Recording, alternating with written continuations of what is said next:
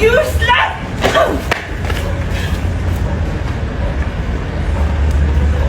You fool! You criminal! Go get her! Claudine Barreto and Aramina behind the scenes sa kanilang kapuso teleserye na Lovers Liars. Ito ang kauna-unahang pagbabalik teleserye ni Claudine Barreto pagkatapos ng matagal na pamamahinga sa showbiz. Dahil focus siya noon sa kanyang mga anak at sa buhay niya mismo pagkatapos ng hiwalayan niya sa dati niyang asawa na si Remart Santiago.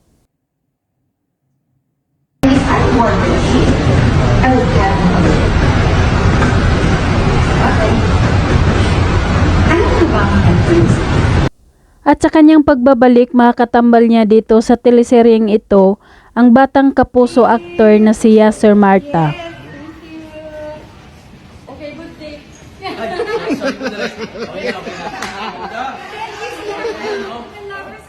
Pumatok naman sa mga nanonood ang kanilang tandem. Kinikiligan ang bawat eksena na magkasama sila. Sa videong ito, kinikilig ang mga kasama ni Claudine Barreto sa dressing room nang biglang pumasok si Yasser Marta at nagbigay ng singsing kay Claudine. Makikita din naman ang kilig sa mga ngiti ni Claudine. At sa kanilang set naman, naging galante si Claudine dahil nagdadala ito ng mga pagkain para sa mga kasama niya. Thank you so much, Ilios! Yes, maraming salamat. Napakasarap po. Love you guys. Kilala si Claudine noong 90s na sikat at mahusay din na aktres. Bunsong kapatid ni na Gretchen Barreto at Marjorie Barreto.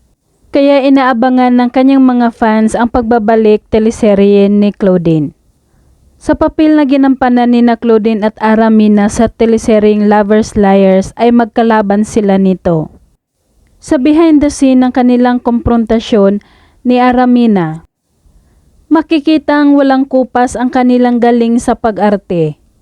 Pagkatapos ng tulakan, sampalan at hampasan, nagyakapan naman agad ang dalawa. Tunay nga na napaka-professional ng dalawa pagdating sa kanilang trabaho.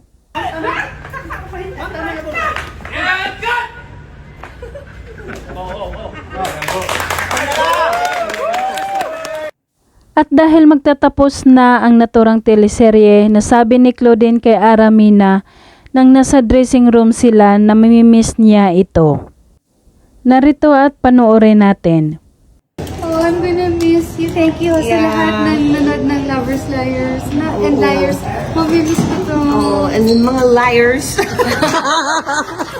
At konting pasilip kay Claudine at ang mga anak nito sa kanilang modern parenting photoshoot kasama ang kanyang mga adopted child na sina Sabina, Kia at Noah. At ano nga bang masasabi ni Claudine bilang isang magulang? I really think I was born to be a mother to these children, and I really do not believe that blood is thicker than water. I really believe that these children were meant to be mine.